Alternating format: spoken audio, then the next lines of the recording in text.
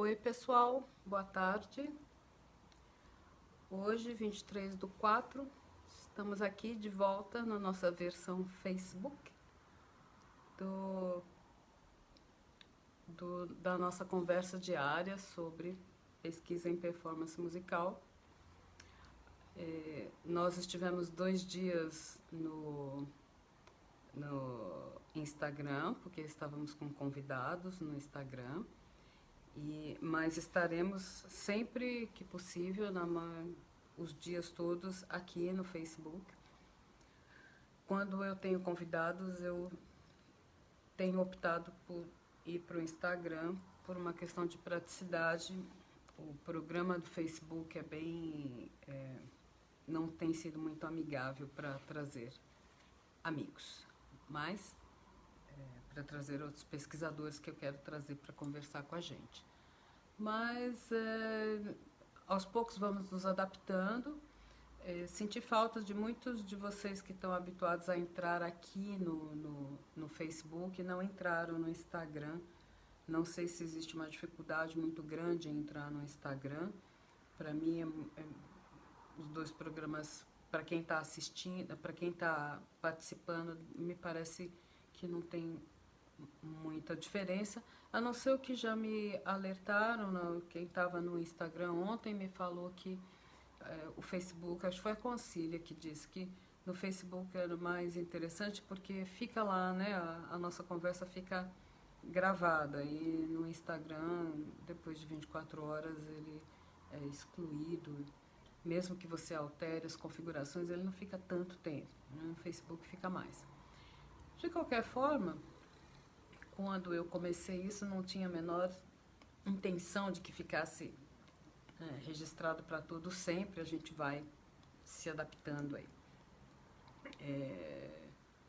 Depois, eu imagino que daqui a um tempo, quando a quarentena acabar e a gente voltar, ou a gente passar a um novo estágio, que a gente não sabe qual vai ser, eu pretendo fazer alguns vídeos dessas sessões todas para deixar de fato lá no meu canal do YouTube, para quem quiser poder consultar, não depender do Facebook, de buscando que dia, que hora. São projetos, né, gente?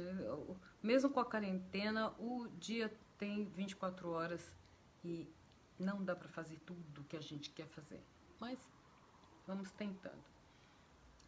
Então, hoje eu disse para vocês que falaria sobre palavra-chave, e é o que eu vou falar. Depois, quando eu estiver lá no final dos nossos 30 minutos, eu conto o que nós vamos falar amanhã.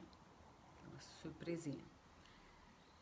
Então, afinal de contas, o que é palavra-chave? Por que palavra-chave chama tanto a nossa atenção e passa a ser uma coisa importante a ponto de se ter um momento para discutir, né, aqui nesse nosso encontro. Ups, eu saí do Facebook, deixa eu entrar aqui. Então, a razão é a seguinte: as palavras-chave, eu já pincelei aqui para vocês um pouquinho, que as palavras-chave, elas são a terceira coisa mais importante, e muitas vezes passa a ser a primeira da sua publicação.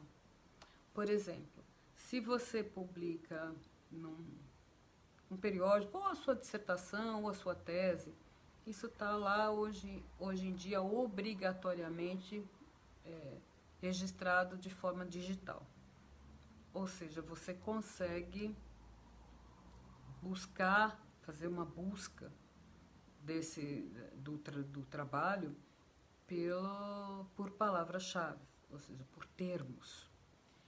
Então, se você vai fazer a busca por termo, você vai encontrar o trabalho que você está procurando, um trabalho que eventualmente tem a ver com o que você está pesquisando, o que você está procurando, através de termos. Você vai encontrar esse trabalho porque você vai achar um termo coincidente, né? Esse termo se chama palavra-chave. Palavra-chave, então, por definição, é um termo, um conceito, uma expressão, né, que pode ser simples ou composta, ou seja, pode ter uma palavra, pode ser 2 ou 3 palavras que formem uma expressão, e que ela tem 6 possibilidades que eu elenco, né? Essa é a forma como eu organizo essa ideia. Primeiro, ela remete diretamente ao objeto que você está lidando no seu texto. Por isso, lembra lá no começo, mais de 30 dias atrás, a primeira coisa que a gente falava, eu tenho que saber do que é que eu estou falando. Qual é o meu assunto? Qual é o meu problema? Aí eu sei qual é o objeto da minha pesquisa em performance. Porque performance, toda a área é imensa. Mas eu estou falando especificamente sobre qual problema. Se eu sei isso, vai ser relativamente simples definir uma palavra-chave primeira. É sobre o assunto. Segundo, que auxilie o acesso ao objeto em sistemas de busca. Então, além de eu falar sobre o assunto, eu vou compor esse termo com alguma especificidade do assunto, para facilitar que as pessoas de fato o encontrem. Terceiro, que aponte diretamente ao objeto que você está estudando. Ou seja, a gente evita um termo que possa ser ligado a vários objetos. Eu vou tentar colocar um termo que seja o mais direto possível com o problema que eu estou discutindo. 4, que indique um método ou uma técnica utilizada. Vamos dizer que eu esteja fazendo um trabalho de afinação, como que a gente discutiu ontem, nos últimos 2 dias, mas eu estou falando de afinação pitagórica, falando de afinação escordatura barroca, estou falando de afinação temperada, de afinação justa. Então eu especifico o método que eu estou utilizando. Bom, a partir do princípio de Pitágoras, eu vou trabalhar a afinação. Ou eu estou fazendo um trabalho sobre improvisação em música popular. E para fazer desenvolver essa ideia, eu me baseei nos livros do Almir Shediac. Então, se o Almir Shediac é o autor principal da discussão, Almir Shediac é um nome importante para colocar como uma das palavras-chave. Ah, não, estou fazendo um trabalho sobre improvisação barroca baseado no método Couperin. Bom, então, se o Couperin é a base da sua metodologia, ele é uma palavra-chave importante. Não porque a música que você está usando seja dele, mas porque ele é a chave do método que você escolheu. E aí vai. Quinto, informar o autor e a obra quando esses forem parte do objeto. Então, é muito diferente eu discutir uma obra ou eu usar uma obra como exemplificação do que eu estou discutindo. Mas se eu estou discutindo a obra e ela é o centro, objeto da minha pesquisa, objeto da minha discussão de performance, faz sentido eu colocar o autor e a obra como palavra-chave. Mas se eu estou discutindo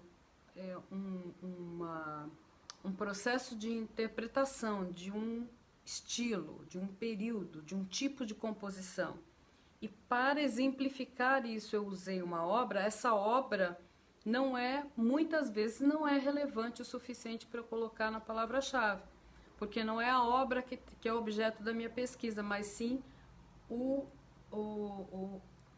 processo de interpretação. Eu só usei a obra como exemplo. Daí ela passa a não ser importante. Isso a gente pode aprofundar num outro momento. E, finalmente, o sexto, que evidencie o aspecto primordial do trabalho, o caráter do trabalho, se ele é conceitual, se ele é aplicativo. Tá? Então, essas são as coisas mais importantes que definem o que são palavras-chave. E seguindo com essa ideia, na nossa, cada subárea tem as palavras-chave típicas, né? Se eu tenho a nossa área de performance musical, dentro das áreas de pesquisa, ela não é iniciante, incipiente, mas ela é nova se você pensar na filosofia, na antropologia, nas ciências naturais em geral, que estão há centenas de anos aí. Lembra? A Ampon foi fundada em 88, não é? Com duas subáreas, que é musicologia, análise e teoria musical. A performance só passou a ser uma subárea oficialmente reconhecida quase mais ou menos 10 anos depois. Então, a gente é relativamente novo. Então, se você for olhar uma área consolidada em centenas de anos, eles têm descritores, que é um sinônimo de palavra-chave. Ou seja, termos que definem as divisões ou os tipos de pesquisas que tem dentro daquela subárea. Eu sei, subárea é um nome horrível, mas é assim que ficou na nova ortografia. Subárea sem hífen. Não é subiária, é subárea. Então, na nossa subárea de performance musical, a gente não conseguiu sistematizar descritores. Então, nós não temos como consultar. Na área de nutrição, por exemplo, de enfermagem, por exemplo, a Associação Brasileira ou Nacional de Enfermagem tem lá um manual com os descritores da área. E a maioria das revistas, dos periódicos da área de enfermagem, não aceita artigos que não usem os descritores definidos pela área. Aí você fala, poxa, mas aí a minha pesquisa ela é fronteiriça, tenho um descritor que é parte de uma inovação. Bom, aí você está discutindo provavelmente uma tese, você está discutindo uma inovação tal que o editor vai considerar. É o caso neste caso, quando você submete o artigo, você sempre tem nos sistemas de submissão um lugar lá para assim, você que deseja mandar alguma mensagem para o editor, geralmente quando a gente chega nesse ponto, você fala, pelo amor de Deus, o artigo foi, o sistema aceitou, vai embora, não quero falar com ninguém.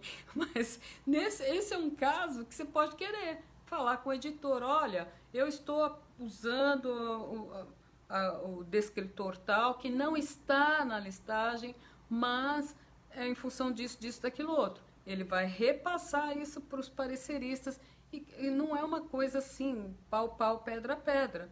Mas, percebe, isso é uma coisa muito rara. Na nossa subárea da performance musical, não existe nenhum tipo de regulamentação. Então, o que acontece? Cada um escreve o que quer, cada editor julga como acha que tem que julgar, cada congresso decide como o seu coordenador científico e sua equipe científica achar que tem que decidir, e até que a gente sistematize isso, assim será. Nos meus tempos à frente da Ampon, não consegui chegar nesse detalhe, tínhamos problemas maiores com relação à pesquisa da área, a área como um todo, para resolver. Já durante o meu trabalho na Associação Brasileira de Cognição Musical, eu consegui abordar esse assunto em grupos de trabalho, acho que em 3 SINCANs seguidos, e a gente fez uma publicação nos anais daquela época. Enfim, eu fiz uma síntese, na verdade o que eu vou colocar aqui para vocês na hora que eu acabar é uma síntese desse trabalho, que divide, que não define quais são os descritores da área, mas indica como eles deveriam ser, pelo menos como eles deveriam ser escolhidos, né? Oi para todo mundo que está acenando para mim. Eu tenho dito que eu não vou, se eu ficar acenando para cada um de vocês, eu perco totalmente o fio da meada, que eu não sei mais o que eu estou falando. Mas eu estou vendo todo mundo. Quando terminar a live, eu vou entrar lá e dar uma curtida em todo mundo. Obrigadíssimo. E então, o que acontece então? Se eu colocar, quando eu vou buscar, fazer uma busca digital, porque antes a gente chegava na biblioteca física e aí usava os terminais da biblioteca para fazer a busca dos trabalhos que estão lá, para ir lá à prateleira, pegar ou pedir a bibliotecária. Agora a gente faz isso de forma remota. E muitas vezes a gente precisava chamar a bibliotecária, não estou encontrando nenhum livro sobre tal coisa. Ela digitava 3 coisas lá, achava um monte. Então agora a gente tem uma infinidade de bibliotecas e uma infinidade de sistemas diferentes de busca.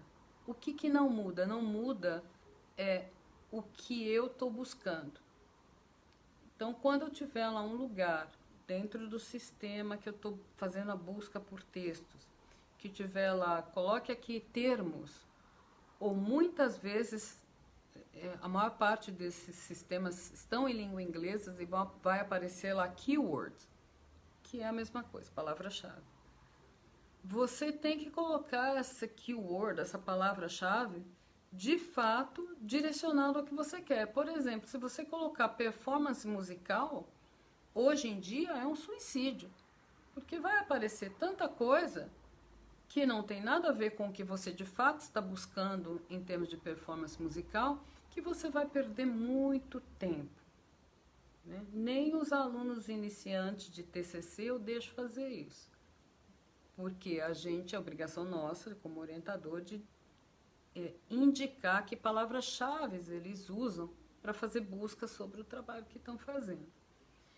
Então, uma palavra-chave mal escolhida vai distanciar o leitor do texto. Aí você fala, não, meu trabalho foi aceito, foi publicado, eu estou nem aí, né? Se vai distanciar. Se você não tiver a preocupação com quem é que vai ler, se as pessoas vão ler o seu trabalho, não faz nenhum sentido escrevê-lo nem publicá-lo. Né? Esses dias estava vendo uma entrevista com o Mário Sérgio Cortella, que eu admiro muito, e ele dizia assim, poxa, por que a gente escreve? A gente escreve porque a gente não quer ser esquecido. A gente escreve porque a gente quer que as ideias da gente sejam registradas e que as pessoas conheçam essas ideias, que elas não sejam esquecidas. O sistema digital, as lives, por exemplo, tem feito muito desse papel. Mas eu tenho muito menos garantia de que essa live vai ser... por quanto tempo essa live pode estar disponível e será vista, do que ainda eu tenho de um livro publicado que pode ser digitalizado e também ser disponibilizado de forma em edição eletrônica. Também, não somente, é muito complicado dizer o quanto essa quantidade de informação pode se perder. Não tenho nada contra ela, muito pelo contrário, estou aqui usufruindo justamente desse sistema. Mas as garantias, elas estão menos óbvias, porque a gente podia até demorar muito tempo, mas se eu quisesse pedir uma tese de alguém que defendeu lá na Alemanha 10 anos atrás, eu teria como pedir uma cópia disso e receber aqui na minha casa, em Goiânia. E eu posso fazer isso com digital? Eu posso, mas ainda é tão não sistematizado como isso será, que hoje eu consigo garantir o que está publicado e impresso e eu não consigo garantir o que está digital. Veja, não quero entrar nessa seara porque eu não sou contra nada disso, só estou dizendo que no princípio acadêmico a gente registra porque a gente quer que aquela ideia seja propagada. A gente quer que o outro conheça as suas ideias. Concorde, discorde, use, não use, mas você quer ser achado, quer que o seu trabalho seja conhecido. E esse é um dos princípios básicos da existência da academia, que é difundir o conhecimento. Se você não se importar com isso, não tem nenhuma razão para você publicar o seu trabalho. Tem, porque senão não tem pontuação no Qualis. Se a pontuação na pós-graduação for a razão pela qual você pesquisa, honestamente, muda de área, muda de campo. Porque é uma motivação pífia, uma motivação desculpa, não me faz sentar no computador. Se eu tiver que produzir uma coisa para pontuação, eu produzo porque eu gosto, eu pesquiso porque eu adoro pesquisar. Eu escrevo o que eu acho que é muito legal de dividir com as pessoas. Não vou pesquisar e guardar para mim o que eu descobri. Agora, se a razão de pesquisar for cumprir uma norma de uma agência do governo federal, gente, eu precisava ganhar muito mais. Eu precisava ganhar muito dinheiro mesmo para poder produzir para agradar o meu patrão. Tá? Então, eu só estou aqui conversando com vocês porque eu adoro o que eu faço. Do contrário, porque coisa para fazer não falta. Não é? Então, por que eu estou falando isso? Porque é esse o fundamento. Eu não vou discutir palavras-chave, termos, descritores dentro da pesquisa em performance musical se a minha preocupação primeira não for colocar eficiência no que eu estou produzindo com a minha pesquisa para que os produtos alcancem as pessoas que estejam interessadas nesse assunto. Fundamentalmente, você começa a colaborar, contribuir com aquele famoso processo, entre aspas, de reinventar a roda. Não deixe as pessoas reinventarem a roda. Mostre o que você já fez. Aí as pessoas podem utilizar o que você já fez e avançar no conhecimento. Ao invés de ficar cada um no seu canto produzindo coisas muito similares, mas que se desconhecem. E aí, se quiser pincelar aquilo que eu estava falando sobre a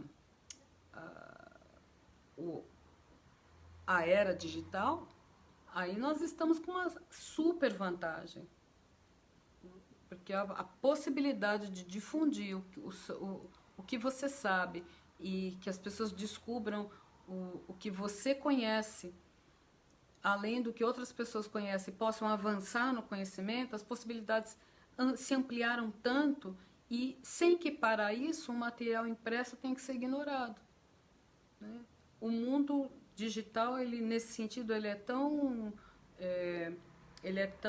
sedutor que ele pode juntar as duas coisas. Ele junta essa live, ele junta o resultado do congresso, ele tem os anais do congresso, ele tem os periódicos, ele tem a digitalização do que foi impresso e ele tem também o acesso físico. Tem tudo. Eu concordo, a produção científica é feita pelo gosto de uma forma de se encontrar no mundo. Opa, não consigo ler tudo. Deixa eu ver. Quase uma perpetuação. Assim é, ou espera que seja, todas as ações da vida. Isso torna maravilhoso um caminho pleno no mar da autonomia. Bravo sonho. Obrigada, Geraldo. É isso. É claro que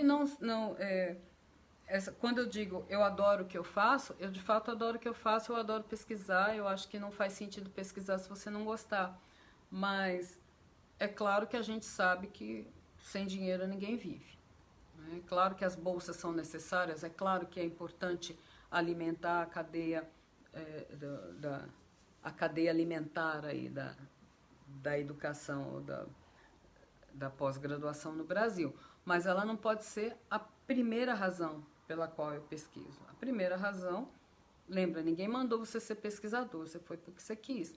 Então, queira de verdade, goste disso. Curta isso, utilize, usufrua do resultado dos produtos da sua pesquisa, que aí você vai querer pesquisar mais. Então, por exemplo, finalmente, né, vamos ao exemplo, antes que acabe o meu tempo de hoje. Então, isso tudo foi uma discussão conceitual do que é palavra-chave, esse descritor chamado palavra-chave, que não é uma palavra, mas pode ser uma expressão composta de algumas palavras, e que eu vou deixar um exemplo aqui para vocês. Por exemplo, Se eu estiver discutindo na minha pesquisa em performance musical um determinado instrumento, e aí, por exemplo, que esse instrumento seja o piano, ele é o centro das discussões. Mas piano é muito amplo. O nome do instrumento é muito amplo para fazer com que a pessoa chegue no seu trabalho. Quando você digitar piano, você vai encontrar todos os trabalhos que estejam disponíveis naquela plataforma, onde conste a palavra piano. Você já imaginou quanta coisa que vai ter lá que não te interessa? Do mesmo jeito que alguém que esteja pesquisando alguma coisa específica sobre piano, vai cair no seu trabalho e vai falar, não, esse cara fala sobre piano, mas não é nada do que eu quero. Então, ao invés de piano, coisas que você pode optar. Repertório contemporâneo para piano, isso é uma palavra-chave. Técnica de piano popular, outra palavra-chave. Uso do corpo ao piano, outra. Piano brasileiro do século XIX. História do piano. Pedagogia do piano. E por aí vai. Qualquer dessas opções é melhor que piano. Eu não vou chegar no seu trabalho com piano, porque eu vou ver tanto resumo de palavra, de tanto título de trabalho que usa piano, que eu devo me cansar antes de chegar no que me interessa. Ou talvez eu tenha que gastar o triplo do tempo. E muitas vezes, por essa inexperiência, a gente muitos pedidos de prorrogação de prazo aparecem. Porque eu gastei muito mais tempo na busca por literatura do que estava previsto. É claro, procurou errado. Procurou da forma... Claro que não é todo mundo, mas grande parte das vezes é isso que acontece. Tem uma pergunta aqui da Eliana Sulpício. Sônia, como você administra a performer e a pesquisadora na sua vida? Tem outra live para falar disso, né? Em 3 minutos, que eu posso dizer para você. É uma reavaliação constante, Eliana. A gente, definitivamente, você tem que fazer uma opção. Se você é pesquisador e é também instrumentista, cantor, regente, você lida com a performance, você vai ter que usar o mesmo tempo que todo mundo para fazer as duas coisas. Quem faz uma coisa só, faz mais. Por exemplo, uma pessoa que qual é a sua profissão? Costureira. Então, o que ela faz? Ela costura. Ela costura das 8 ao meio-dia, ela para almoçar, ela volta das 13 às 18, ela costura. Você é instrumentista? Você não é instrumentista 24 horas. Se você tivesse que ser... você é instrumentista e pesquisador, significa que você não vai fazer nem a pesquisa nem a performance em baixo nível. Você vai manter o alto nível. Então, uma das opções que eu acho que você pode ter, a minha opção, foi trabalhar com um repertório específico. Então, eu não tenho pronto todo o repertório ou todo o repertório tradicional de contrabaixo, porque a minha opção é fazer música contemporânea. Então, o que eu trabalho com contrabaixo é música contemporânea, mais especificamente música contemporânea brasileira. Esse é o meu nicho. Então, obviamente, se você trabalha com pesquisa, você não domina, você não tem tempo de manter no seu repertório uma série de coisas tradicionais ou uma série de coisas que não fazem parte do seu objeto de estudo. Essa é uma das opções. Se você quiser manter um repertório muito amplo, pronto para ser tocado, você não vai conseguir tempo para pesquisar. E isso faz diferença na vida, faz diferença no que você deseja com o seu instrumento, eu acho. Se o seu desejo com o seu instrumento é de ter um repertório muito amplo e de ser solista o tempo todo, então aí vai ficar incompatível com pesquisar. E do mesmo jeito que se você quiser ser um pesquisador que publica um artigo por mês, você não vai conseguir ser instrumentista, ou performer, porque se você tiver que produzir um artigo por mês, vai ser muito difícil você conseguir tempo para estudar. Então é o equilíbrio, você tem que organizar o seu tempo para poder fazer as duas coisas. O que é inevitável na minha vida, eu acho que na vida de quase todo mundo. Você está produzindo texto e você está pensando, mas eu tinha que estudar. Aí você está estudando, puxa, mas eu tinha que produzir aquele texto. Isso é eterno, né? Isso não tem saída, é eterno. O que você tem é que focar em ter prazer. Ultimamente na minha vida, o que entra para fazer o equilíbrio disso é meditação. É o que tem me acalmado e me ajudado a concentrar. Se eu estou fazendo uma coisa, eu estou fazendo uma coisa. Se eu estou fazendo a outra, estou fazendo a outra. E você não ficar se dissociando, né? Porque essa é a pior coisa que pode acontecer. Enquanto você está tocando, sua cabeça está em outro lugar. Enquanto você está escrevendo, sua cabeça está em outro lugar. Então é assim que eu resolvo isso na minha vida, tá, Eliana? Rafael, tem alguma plataforma que abrange todas as pesquisas na área de música? Não, que eu saiba não. Não existe uma plataforma capaz de cobrir tudo de área nenhuma. Existem muitas plataformas, você tem que... né? Existem muitos sites. Por plataforma é uma coisa muito específica. Né? Existem muitas possibilidades de fazer busca de material. Né? E a área de música é imensa. A área de performance musical é muito grande, mas a área de música é imensa. Então, da música é uma outra palavra que eu diria que é proibido como palavra-chave. Né? Música. Você vai ficar perdido o resto da vida procurando. Na área de saúde e psicologia tem plataforma com essa função. Bom, é outra coisa. Como eu disse no começo, são áreas consolidadas há centenas de anos e que tem algumas não, uma bela lista de descritores que estão direcionados para as várias vertentes de cada subárea dentro daquela área. E que vírus sempre foi vírus. Que tipo de vírus você está pesquisando? Agora, na nossa área, as coisas são bem diferentes. Não tem esse tempo de consolidação e tem uma variedade, tem nuances que a área de biomédicas e a área de exatas jamais sonhou. Então, além da questão do tempo, nós temos uma questão de especificidade que não conseguimos resolver até hoje. Não conseguimos visualizar o que seria, né, uma lista de descritores da nossa área. O que eu consigo passar para vocês é que temos alguns caminhos a seguir. Um deles eu mostrei para vocês hoje, já resolveria muito. Ao invés de você colocar o nome do instrumento, você dizer especificamente o que sobre o instrumento o seu texto está abordando. Tá? Bom, a gente está aí nos 33 minutos, está na hora de encerrar. Vou dizer para vocês, amanhã eu tenho um convidado e eu estarei junto com ele, então nós estaremos aqui no Facebook. E amanhã eu começo uma série chamada O Corpo na Performance. Teremos várias lives sobre o corpo na performance. Uma delas vai ser amanhã com um convidado muito especial que eu acho que eu vou falar só amanhã, tá bom? Então, gente, muito obrigada pela presença de vocês aí, tá? E aquilo que você já sabe, álcool em gel, álcool em gel, álcool em gel, fica em casa, usa máscara, fica em casa, usa máscara e se cuida, volta amanhã que a gente vai estar aí. Tá bom? Super beijo.